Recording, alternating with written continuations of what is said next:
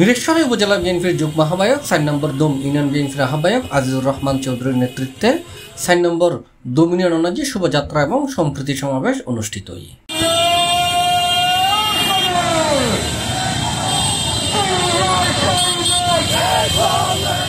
উপজেলার মহাজনঘাট, শান্তিরহাট, গোলকেরহাট, শুক্রবাইজ্যাহাট, আনন্দবাজার, মৌলভীবাজার, সদরমাদিঘি, বাংলা বাজার, নাহেরপুর শোভাযাত্রা ও আনন্দ মিছিল শেষে সমাবেশত গুরুত্বপূর্ণ বক্তব্য রেখে মিরেশ্বরাই উপজেলা বিএনপির যুগ্ম আহ্বায়ক ও 4 নম্বর দুম ইউনিয়ন বিএনপির আহ্বায়ক আজিজুর রহমান চৌধুরী।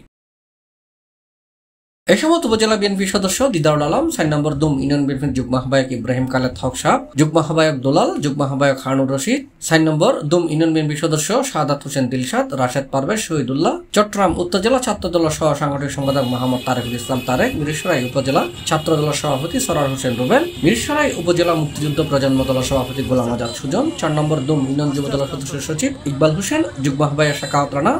সদস্য জসিম, জোরারগঞ্জ থানা যুবদল নেতা আরেফিন সোহাগ, শ্রমিক দলের সভাপতি মানিক, সাধারণ সম্পাদক সিরাজউদ্দিন, স্বেচ্ছাসেবক দলের সদস্য সচিব আসিফ,